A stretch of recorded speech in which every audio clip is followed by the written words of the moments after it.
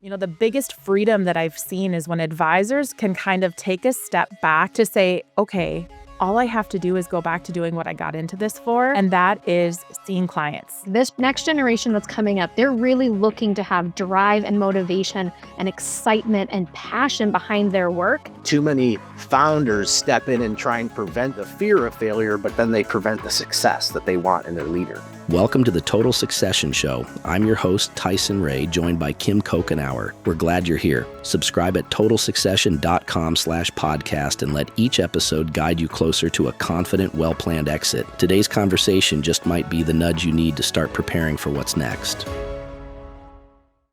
Hi, everyone, and welcome back to the Total Succession podcast. So we've heard from you all that one of the biggest challenges you are facing in your business is realizing you can't actually do it all forever. And so that's where your next generation of leadership really comes into play. But spotting and developing those leaders, it's often easier said than done. That's why we brought Brittany here. She knows how to spot those next gen leaders. She was one of them herself and has really found a way to help people give them the ball and let them actually run with it. So Brittany, we are so glad you are here. Well, it is my great pleasure and honor, and it's been so fun just seeing, both of your involvement and the firm and all the great stuff that you guys continue to do. So this is going to be a great conversation. Thanks. We are excited. So, Brittany, give us a quick introduction. Tell us who you are, a bit about your background in this space, and really what drives you. Yeah. So I came into the wealth planning space kind of haphazardly about 17 years ago. If you would have asked younger college Brittany if she'd be in the world of finance, I would have said absolutely not because the college courses were terribly boring. But what I found is that this industry, obviously, as you know, is so much more about people and relationships than it is even about the financial side. So that's really what's kept me here and thriving and growing in the industry and in turn helping others to do the same. So I think that so much of, the successful firms that you see out there are truly driven by people who, like you said, can spot great leadership, can help drive and evolve others. And if we can get to it today, I have kind of an interesting story of my own about how maybe I was almost overlooked as one of those leaders. And it was kind of it's been a fun, interesting journey just taking that into account too. Yeah, no, we will definitely want to get into that. I think you'd really resonate with that because the list, as you take this and you've been that person before. So you really kind of set the stage perfectly, Brittany. Let's talk a little bit about more why leadership development is such a critical piece of succession planning and growth, because I don't think advisors really understand what's at stake if they overlook this part of their succession plan. Yeah. I think this is such a great conversation here. And number one, what I've found over the years, and I've been so fortunate to have worked with and supported hundreds of advisors. We've coached advisors, we've helped them grow and build their practices and all that good stuff. And most advisors did not get into this industry or this business to actually grow people. They got in to help their clients. They wanted the freedom and flexibility that comes with this wonderful industry. I mean, you look at the recurring revenue opportunities and all of that. That's really why they got into this. And as time evolves and they grow, they're like, holy cow, I actually need people. I need people on my team. I need people to do some of the things that I don't really love doing. So I think it's a twofold. As you look at growth and you look at succession planning, not only is it important to have people on your team to help with the stuff that you don't want to do, maybe the paperwork side, maybe some of the operations. Even as time evolves, I've seen a lot of advisors get sick and tired of running their practice. So, you need those things to be done, but you don't always want to do them or handle them yourself. So this is where it becomes really vital to making sure that you're bringing people up and honestly finding people that are maybe even better than you are at some of these other areas. The biggest freedom that I've seen is when advisors can kind of take a step back and breathe to say, okay, all I have to do is go back to doing what I got into this for, and that is seeing clients and helping change lives in that way and helping people realize their greatest aspirations and their dreams through great financial planning instead of having to manage a team.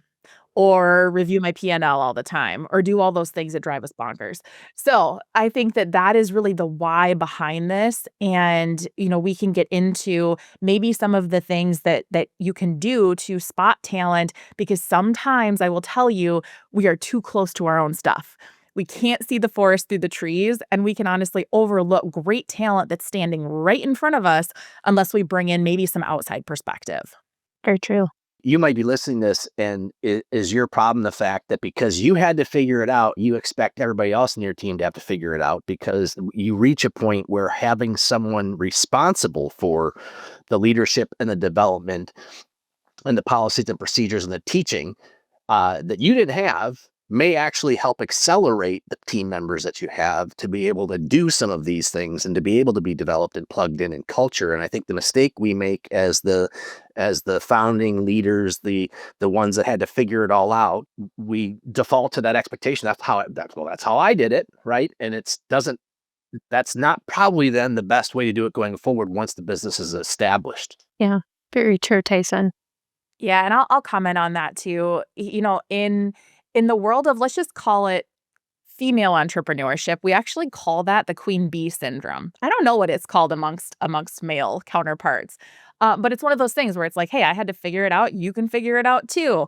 Like, bootstrap it, buckle up. But the thing is, and this is a conversation I've gotten into with a lot of founding advisors, is, when you look at what you had to do to build, that's a unique talent and trait that not everybody has. If every single person, or even person who's capable of really leading your team, if they had that same level of, let's just call it, grit and determination, you probably wouldn't have a team, or at least those people wouldn't be on your team, because you know what they'd be doing? They'd be out building and starting their own businesses, their own practices. So we need people that maybe need a little bit more guidance or crave that guidance, so that, you don't have a bunch of squirrely entrepreneurs running around trying to drive the ship and everybody's falling off because nobody has direction or clarity and everybody's taking too much risk and chances. So I think that's such a great point overall. So, Brittany, that kind of leads me to the shifting that we're seeing in the succession space, and, even people shifting and selling their practices. Why do you think that makes leadership depth and development all the more critical in the shifting of our landscape? Yeah. Well, I think what you stated there's a lot to unpack. So there's kind of two different directions. Number one, there's the succession side. If you look at the general population of founding advisors, you're looking at the baby boomer generation. There's people that are looking at, all right, well, I may not want to retire completely, because I see a lot of advisors that are like, I love what I do. This is awesome. Why would I stop? But they don't want a lot of the maybe headaches that they've built indirectly. So there's two paths that they can take, or actually three. When you get to a certain point in your business, you're ready to either build, buy, or sell. You're going to look at acquiring and creating more growth that way. You're going to look at building, maybe bootstrapping it. You're going to go to that kind of break through that next ceiling of complexity organically, or you're going to look at selling.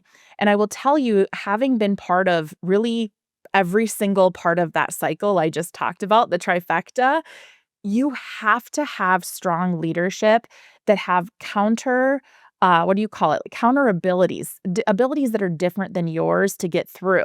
Because each of those three different, call it succession or growth plans, they come with different challenges.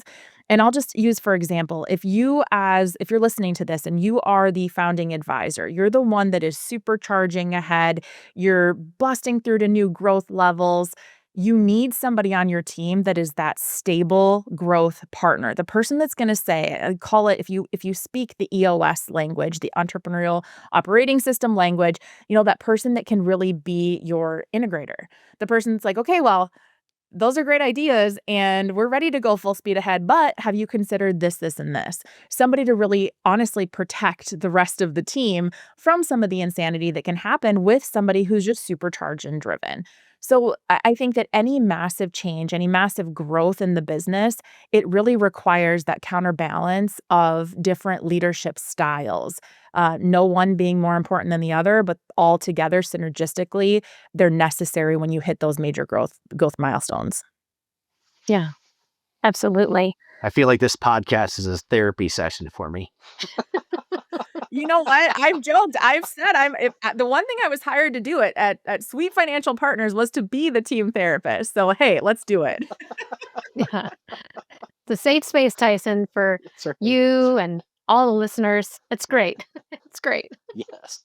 Yes. So if you're tired of dragging your team along feeling that they can't keep up, or you're burning them out and losing them, it's this leadership development part and the consistency of having someone responsible for managing the people, because I've had to self-diagnose as the visionary and the risk taker and the entrepreneur and the one that wants to go conquer the world. I can see what the goal is, and I can see maybe the first step, but it turns out like if I see the goal in that step 10 and I can see step 1, it turns out that steps 2 through 9 really matter and need to be kind of defined, and people really need to do them, and I just assume they're going to get done. And the joke I had until I found the who to bring the how of the leadership development in space is I kept feeling like, no, I'm on a rocket ship. I'm going to the moon. And I keep pressing the ignition button, but someone forgot to put the gas in the tank. So now we're waiting for that to get done. Then the gas is in the tank, but we didn't get the launch codes. And it's like all these things matter to accomplish that goal. And having a who that brings this, that who, I hired 3 wrong people before I realized, oh, wait, I have Kim sitting here and she's kind of keeping it all going while I'm trying to find the wrong person. Or if I really realized that she was kind of already doing it anyway.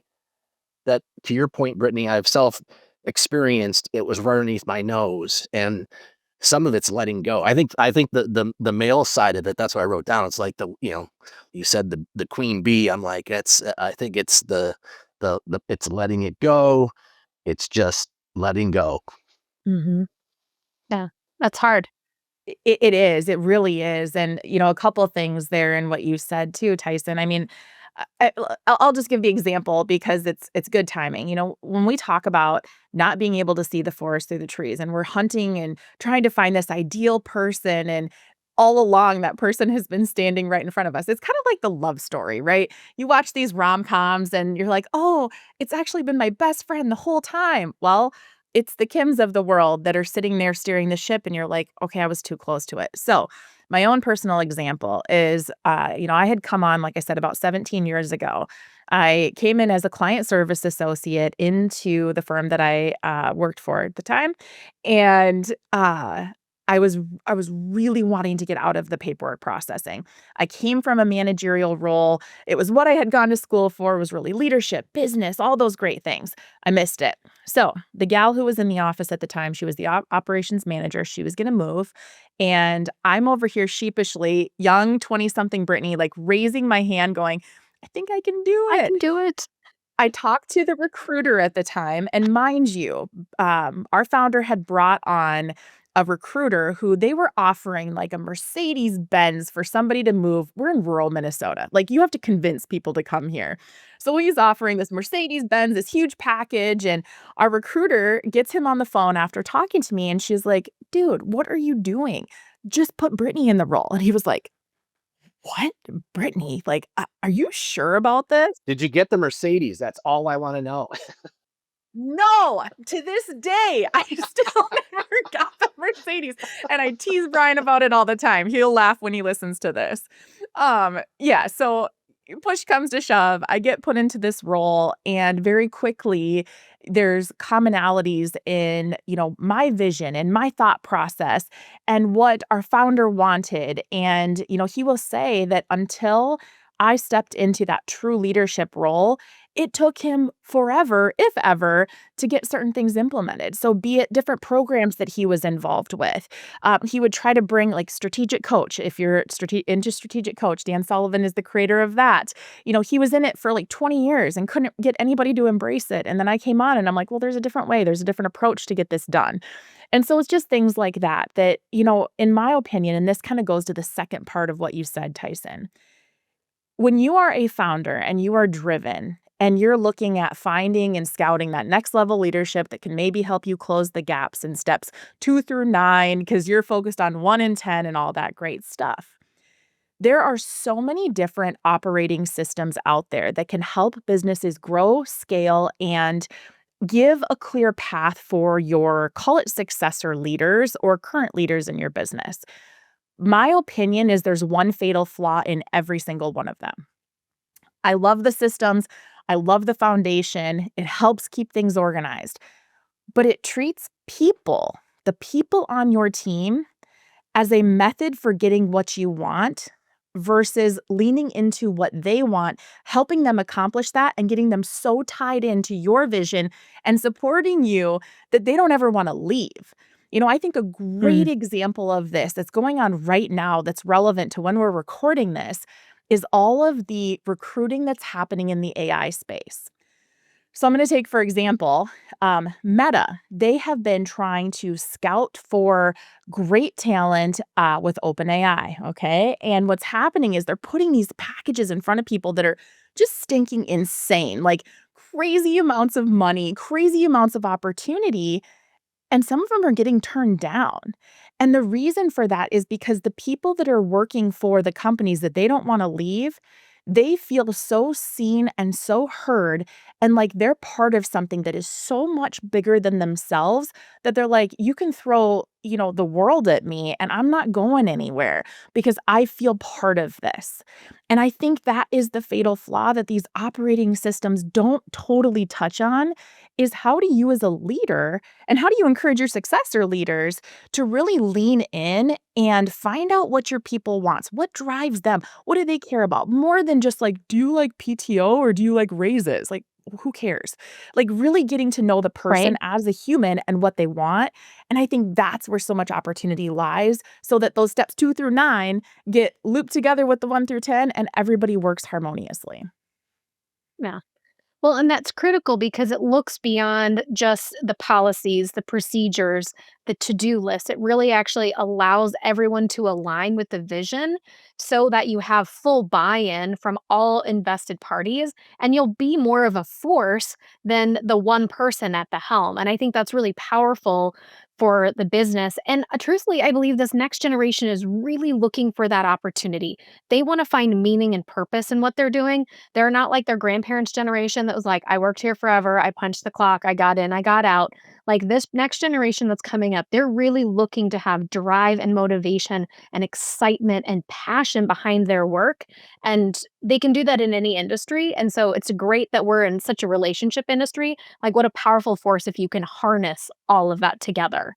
Yeah, Kim, I think you bring up such a good point, and I think that's really where, when you think about leadership and you think about growth, it's evolved so much. And now, I mean, Yes. I wish I could remember the guy's name, but there is a guy that's absolutely hilarious on Instagram, and he does these little skits of all the different generations, and it's all I around know the workplace. exactly who you're talking about. He is He's phenomenal. he's so funny. He's so funny. But my point is that I believe, and this is, my own personal thing, but I believe that you have more of a spread in what each generation wants more than ever before. And there's so much access, information, all of these things flying at us all the time. We have to be malleable as leaders and we have to meet people where they're at. Otherwise, we go through the cycle of turnover, and turnover sucks. Like, I don't know how else to say Yeah. it, but it's terrible and it stunts your Yep. growth and it cogs everything and it stops everything and you want to move fast. So really meeting people where they're at and tapping into their skill set. So I think exactly what you said, Kim, leaning into where they are at this point in time is so important. If you're listening to this and you're kind of like, how do I even spot a next gen leader, like, or potential leaders? So, what kind of traits and behaviors, Brittany, do you think people are really looking for, or you should be looking for when you're starting to look at your team and be like, I don't even know where to start. I'm too close to it. I don't have someone who can help me. Like, what are some of those things you would suggest you do? Yeah, I want to start maybe on the opposite of what Go maybe for it. not to look for and or maybe Perfect. things to be aware of, right? So here's one of the maybe the fatalities that I've seen. Just because somebody is really good at what they do does not necessarily mean that they're going to make for a great leader. One of the examples I will give is I've seen this happen before where you have maybe an advisor that is great at, let's just call it selling, great at prospecting. They're killing it with new business. And you're looking at it from a financial impact, being like, wow, this person's really good. They're just rocking and rolling every day. They're not afraid to take chances, to take risk, and they're closing business left and right. Then you put them into a leadership role just because they're excelling in their individual role and things fall apart. Maybe they don't have the mind or eye for detail. Maybe they are too supercharged. Maybe they have unrealistic expectations of others based on their own drive and abilities. So, those are things that I would just be very cautious on. Don't get excited about somebody's, call it evolvement or escalation in your company just because they're good at one thing. That means they're rocking and rolling there, and reward them by all means. That's great, but it doesn't mean they're a great leader. So that kind of backs me into a couple things that I look for. You could go with the obvious as far as drive and capability, but really what I'm looking for is two key things. And that is number one, I want somebody that is an empath. If you do not have the empathy gene and you cannot, again, meet people where they are or really try to truly understand kind of the underlying root cause of why people behave the way they do, why they make decisions the way they do, you're going to have a really hard time being an effective leader. Number two is self-starter. I want somebody that is curious, that is constantly looking at, well, how do I just take this and tackle it? I would rather have somebody screw up tenfold on a project, but having them take the initiative to try to get it done and to be resourceful than somebody who's like, here, Brittany, here's a 25-step process that I've laid out. What do you think? It's like, well, I can tell you what the end result looks like, but I don't really care how you get it done. So I want somebody that's going to go out there, that's going to take the bull by the horns, and that's really going to be a resourceful person. So I think, again, there's probably 30 different characteristics we could talk about, but those two, that empathy and that resourceful drive, I think that is truly what makes for an effective leader. And as I'm listening to this, I'm speaking to the industry answer that the effective leader, or that the next person to take it over, isn't so much the rainmaker as much as a caretaker. Mm. Because you have an existing clientele, you have existing client relationships, you have existing team members, and with that empathy, they get the rainmaker is so focused on growing, they don't necessarily take care of what's already there. And the other part of it is, the other thing I've learned, and we learned it also. I believe we also learned this from you, Brittany, is that it's sometimes thinking in terms of having that next leader not be conflicted with actual clients. So when that team member needs the leader doesn't have to say, excuse me, I have to jump on this call because I have this significant client problem I have to deal with, versus I can just focus on the team and what the team needs for the team to thrive, and then care for the client, which is so counterintuitive.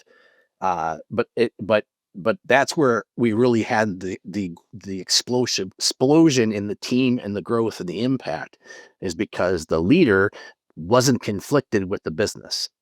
Yeah, that's dead on. Again, it goes back to why people got into this industry initially versus what it's truly evolved to. They're two totally different things. So, yes, people that or how do I say it? A great leader that could step in as that next level succession that is looking out for the well-being of the team, but also being able to take a very non-biased approach to the client base as well. Sometimes it goes back to that being, you're too close to it, the forest through the trees thing. Sometimes as an advisor, especially if you have multiple advisors within your team where your book is maybe segmented a little bit, whatever that looks like, you become very, let's just call it, partial to your clients, or hyper fixated on certain things. And I think that really non-biased approach, that general oversight, can help you run a really well-rounded practice that cares for your team and in turn takes great stinking care of your clients, which is what this is all about. And Brittany, I think it was great that you broke it down to two key components. Do you have someone who's got empathy? You've got someone who can kind of get that gumption. They can start on their own. They've got the initiative. So that's really helpful. But I think we kind of need to think through a little bit. What are some of those big hurdles that the leaders, the founders, the visionaries really struggle with to even like step back and give them the space to lead and use those skills? Like that can be really tough. Mhm. Yes. And this can honestly be tough both ways. So I think that there is a lot of, let's just call it, There's a lot of focus on founders and entrepreneurs and that whole staying on your side of the line. But again, I don't know if there's enough conversation around the other side of things too. So I think it's just like any relationship really, is you have to have a level of boundary, mutual respect and understanding. And I think a great way, this is such a simple practice, but a great way to do this is literally to take a piece of paper. This is a starting point. Take a piece of paper, draw a line down the middle, and as the founder visionary, start writing down, all right, if I had a perfect scenario in a perfect existence, what are the things that I want to spend my time on, that I want to focus on, and that I want to have influence over? Those are the things that you write down. Then on the other hand, is you would have your, let's just call it second in command, your, next gen leader do the same thing for themselves. Because one of the fatal flaws I have also seen is that as you're creating this line, as you're creating this delineation, the founder can get hyper excited and be like, okay, I got my things. I know what I want to focus on. So now this other person, this integrator, this COO, this whatever title you're putting on them, they're going to do everything else. When in reality, that second in command also has strengths and weaknesses and also has things that maybe aren't totally appropriate. So it's a great waterfall exercise to identify not only where you want to spend your time, where your second in command wants to spend their time, and then where does everything else need to go? Because what you don't want to do is have burnout for that key individual, that key leader that is growing up with you because you put too much on them. So that's one thing to be aware of. The second thing is honest, open dialogue. I think that as you're navigating this new relationship and you as the founder, the visionary founder is starting to step back, is to really have that open line of communication to be like, hey, I've said what I want to focus on. If I start dipping my toe on that other side of the line, I start, coloring outside the lines a little bit. I need you to redirect me and understand that I may not like it in that moment, but you have my full, call it permission, call it the autonomy to make those comments. It will not thrive otherwise. And you have to, as the founder, as that supercharger, be willing to just be humble and be like, yeah, you're right. I do need to stay on it. So I think it's a simple practice. It's what do you call it? It's simple, but it's not easy.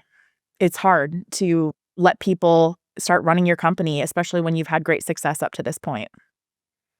Yes, and there's two problems with that you got to know on the front end or you screw it up.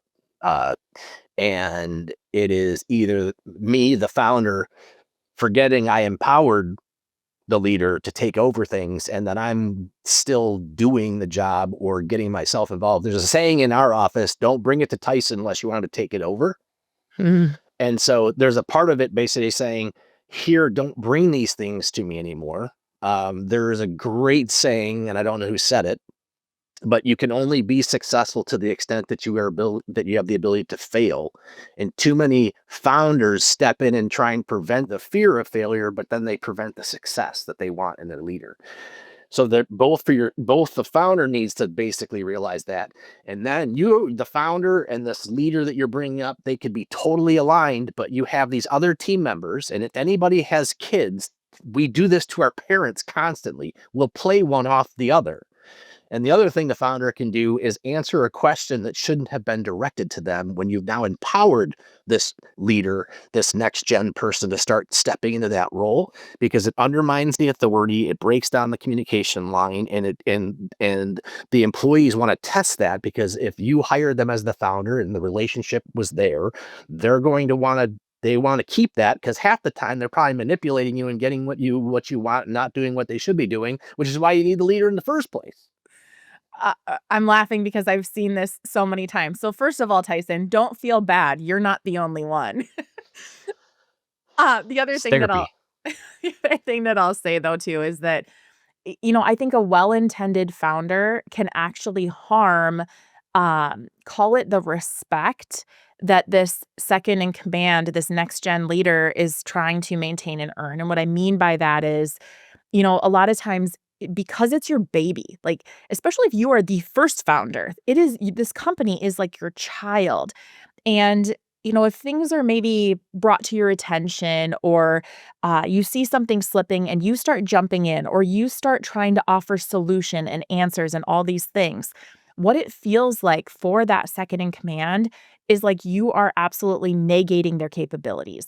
Like you are undermining their skill sets and their leadership potential because now what's going to happen when you start dibbling or dabbling on that side of the line, the team is going to start going, okay, well, I can actually go to Tyson or I can go to the said founder and I can get resolution maybe even faster because a lot of founder visionaries, they're more quick start in nature. So they're constantly rifling out solutions and answers and all those things that might be a little bit faster than that second in command type person. So being mindful of that, because that is one of the fastest ways I've seen people fizzle out in that next generation leadership role is because they're like, well, what's the point in me even being here if, the other person, the founder, is going to have all the answers and all the solutions anyway. So just being so mindful of that is key. The other part that I didn't realize I needed, and yet for strategic coach for EOS, to teach me how one of the things this position can do for me, or one of the expectations of this leader that's going to help take over, is to manage the founder and to help keep the founder in the lane they need to be in, encouraging them to stay in that lane, reiterating they got this. Because once I was told I needed to be strictly managed, which the first way I took that I didn't like, but then realized part of letting it helped me stay focused on where I needed to be. So then the leader can go focus on where they need to be focused. Otherwise, I found myself drifting into all the different aspects of the business that I needed to let go of. Yeah, I'm so glad that you mentioned that because I'm going to use a Dan Sullivanism with strategic coach. One of the things that he talks about is, oftentimes the entrepreneurial person, and we'll use entrepreneurial advisor, founder in this case, they're arsonists. They want to feel needed, so they light things on fire just so they can put the fire out. And there is a whole psychology behind this. I mean, if you think about it, I won't go too deep in this because I can really nerd out here. But, when you think about a founder, somebody who has spent their whole life building this business, and all of a sudden they're passing the baton, they're passing the torch, even when they know they're ready, even when they know it's necessary, there's still this internal pull that's happening because in let's just call it ideal scenario, you really want to make yourself dispensable. You want to make it so that your team, your company, your clients, everybody's taken care of, thriving, growing, whatever. If tomorrow, we like to use this term of winning the lottery versus getting hit by the bus and going and sitting on an island and drinking martinis all day or whatever gets you going, you want to be dispensable, but there is a whole psychology of, you can be detrimental to yourself. So your brain, it goes back to these natural habits, right? It goes back to what's comfortable and what's known. And that's really this arsonist theory where all of a sudden you're like, well, I'm not feeling real needed. So I'm going to shake things up a bit, cause a little bit of a ruckus so that my team still needs me. And you're sitting there and you're second in command or your leader's going, gosh, just kill me What are now. you doing? What are you doing? You know better. So yes, being able to be managed and being willing to let that person redirect you it's vital so you don't start setting fires everywhere. So I don't go with the arsonist one. I can bridge there, but what I have self-diagnosed is I love to solve problems, and if I don't have a problem to solve, I'll create a problem to solve, or I'll go solve something or create a problem that really wasn't a problem that needed to be solved, and that's where the leader comes in and be like, "Yeah, don't touch this." Yeah. Right? Avert your You eyes. say. Yeah. Yes. Yes. This, I think, for those of you who are listening, you will find yourself resonating on one side or the other of this conversation. And we just hope that it just kind of gives you hope that you are not alone. There are solutions and tools, and you're a human and you're going to mess up, but you have the ability to build this into your firm. So if you're kind of wondering those next steps, like, okay, I want this, but I don't understand what it takes to build a culture where leadership isn't just a title and it's not just something that you need to do, but it's actually a fabric of the team. Brittany, I'd really kind of like to talk through what does leadership culture look like inside of a thriving practice? Yeah, I think one thing that we should be sure to add clarity on is culture is not about like dogs coming to work and ping pong tables in the break room. I think that Mm. sometimes that gets emphasized where, it's all the fun stuff. really what culture boils down to is a set of values and a way in which you serve and how you show up for each other. So I think the first step, and it seems again so elementary and so foundational, but it gets skipped over or done wrong so often. That's in laying those values for you as a human being in your firm. I would Mm. argue that a lot of times value systems people are said like, "Okay, well, let's create it for your company, like, you as a person are different." It's like, "No, like, I am my company," and I know I would get some pushback on that, but it's like, you are, it's all one and the same, so think about the things that are non-negotiables for you. That's how you lay that foundation for what culture looks like, and in turn, how a leader can excel coming in or developing and growing through. If you don't have that foundation, all of a sudden you're going to find yourself getting swayed, or you may get swayed with this other successor leader taking things in a direction that you are not comfortable with Yep. because you didn't do the work in the first place to build that rock solid foundation that people know, hey, this is our launch pad. Where you take it from here, I'm kind of okay with malleability, but foundationally, we have to be aligned. So I think that's really step number one. Step number two, it goes back to what I've said is missing in some of these operating systems that are out there. And that's really making sure that we understand and know the people that are within the company. I think that's where some of these different characteristics of leadership start to shine through. One thing that I'll tell you too is just like you as a founder, if you're listening to this, if you as a founder, you've grown and you've changed over the years. If you're listening on the other side and you are maybe that second in command leader, you also grow and change and evolve throughout the years. So having these, call it checkpoints, these times of not just let's check in and get the progress on our goals, our rocks, our whatever it is, but checking in together as to who you are as human beings and what has maybe changed can also set the tone for how people can grow and evolve as leaders in your firm. I'll give this quick example. For me, I was given, the title of COO over time. I was the chief operating officer, kind of making sure all ends met together, met in the middle. Really deep down, I knew after spending time at great programs like Strategic Coach, like some of the other masterminds that I had gone along with our founder to, I was like, I'm actually a visionary and I don't really know how to speak out into this because what if I'm not needed then? What if I'm not wanted then? Like I did a good job of a COO, but that really wasn't my calling. I was sitting here looking at how do all the different things fit together? How do we grow? How do we create new opportunities? And that's what really got me going. And I finally sat down with our founder at the time and was like, hey, here's some of the things that are going through my mind. And I know there's risk in sharing this, but it opened up a whole new world of conversation and opportunities.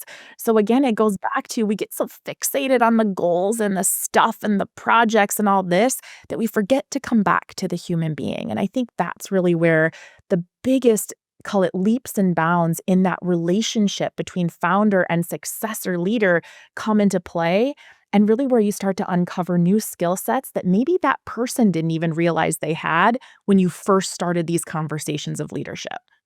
I think the conversation around the human element of what we do and value alignment in the organization, I think if you can keep those things together, you will actually get something that's truly a culture that's woven through the entire business.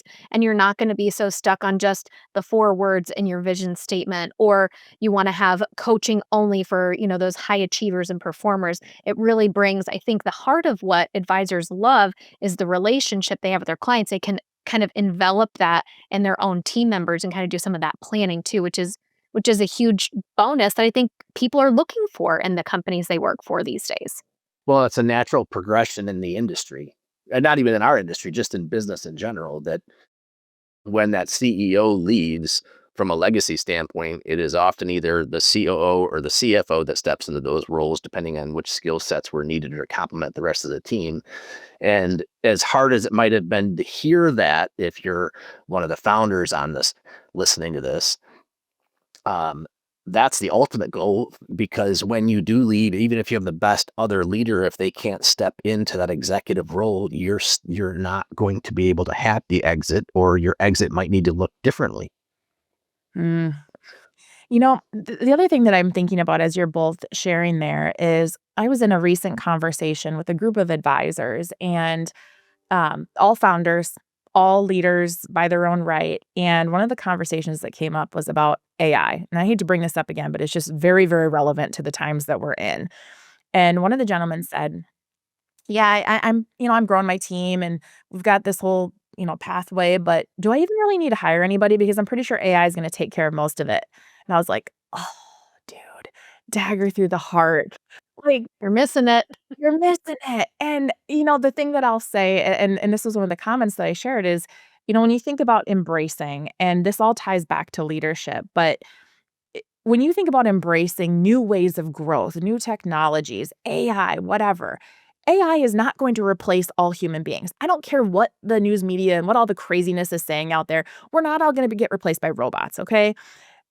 But what's gonna happen is that the people that don't embrace these new things that come to fruition, like AI, like whatever, those are the people that are gonna get replaced in roles because they're not growing, they're not evolving, and they're not adapting.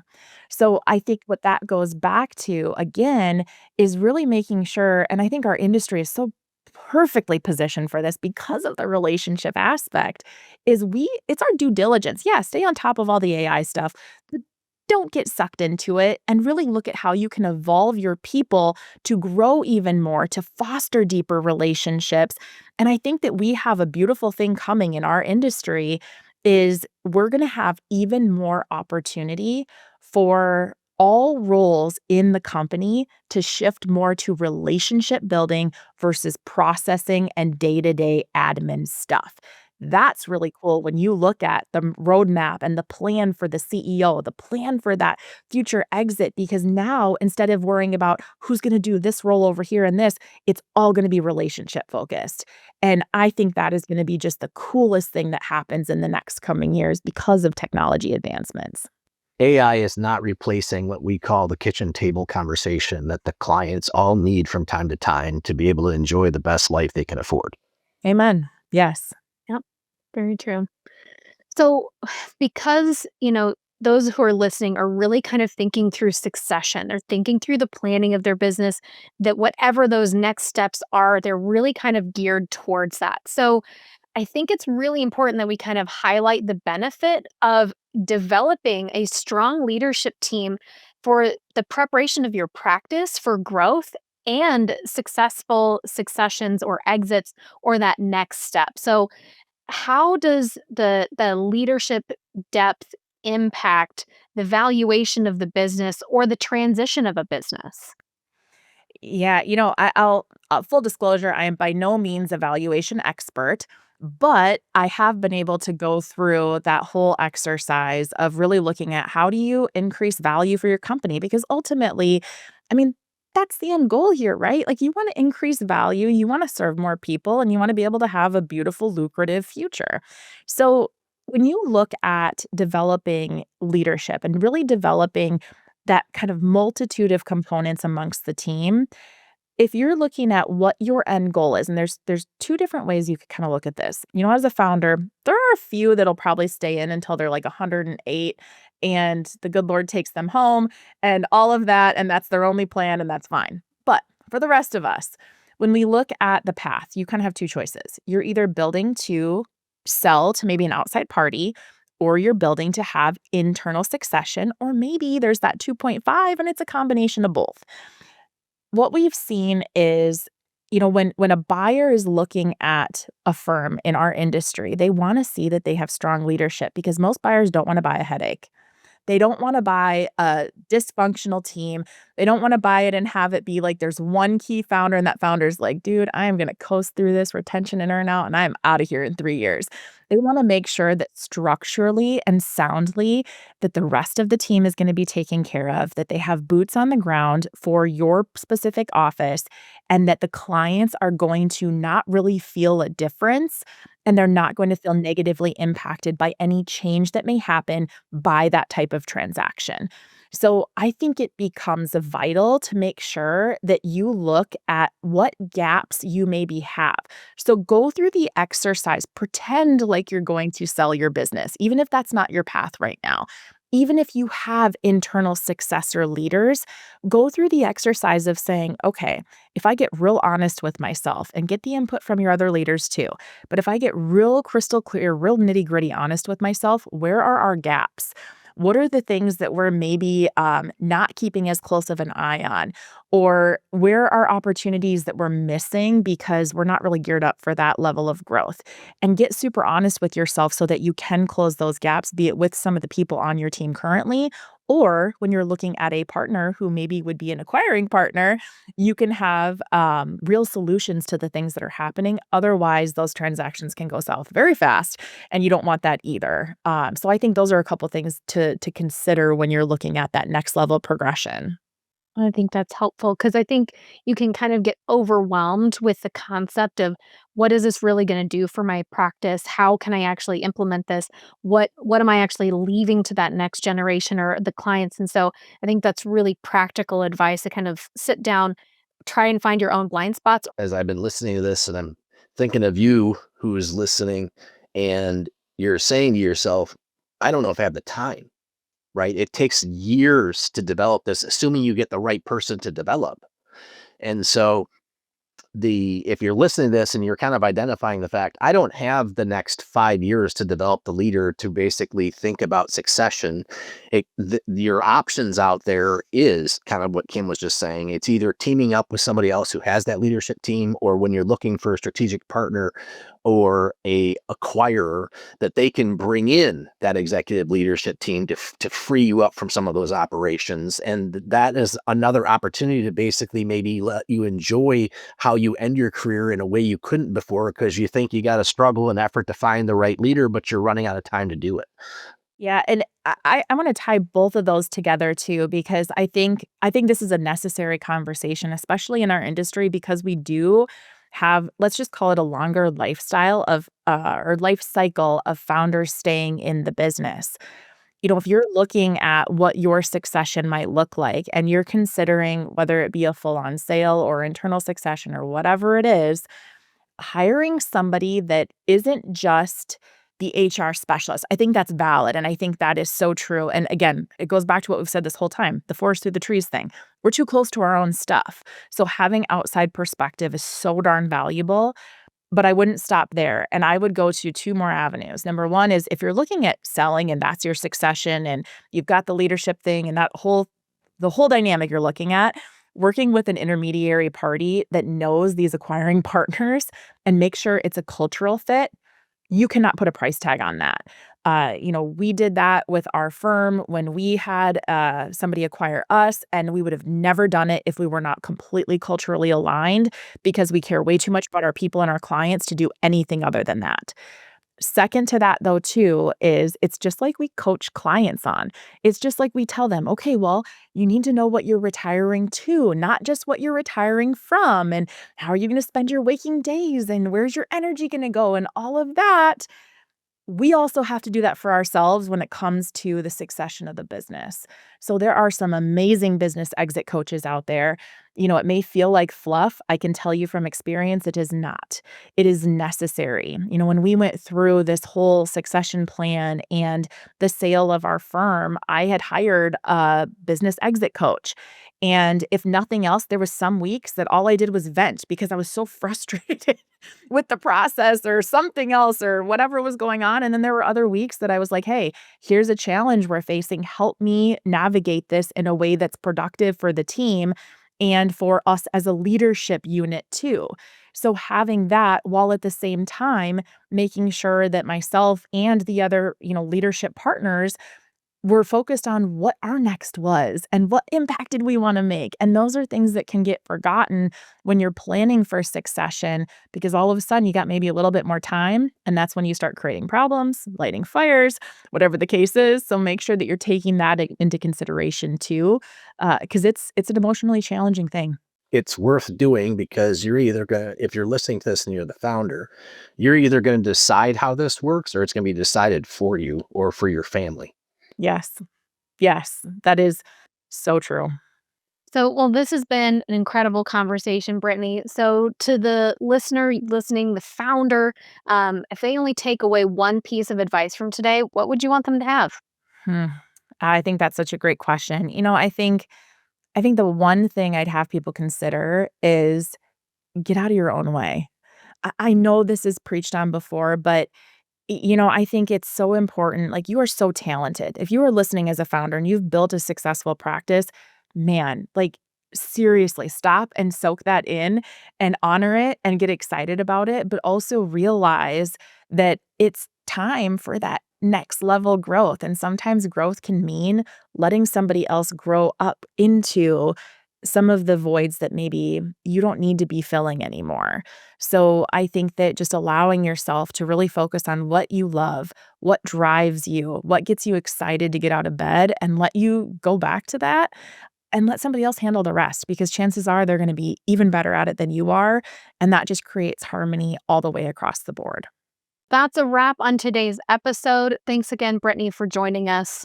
These conversations are designed to support your next move, however close or far it may be. Tap subscribe and let each episode guide you closer to a confident, well-planned exit. I've wrestled with these things myself, and that's exactly why I created something to help you do it with less stress and more direction. My book, Total Succession, is now available on Amazon. Inside, I break the process down into 5 clear steps to help you exit on your terms with confidence, full compensation, and your client's best interests at heart. You can also visit totalsuccession.com/podcast to download a free starter guide that walks you through my SPACE framework: see, prepare, act, commit, exit. Remember, you only exit your business once. Create the space to do it well. Thanks for listening. Until next time.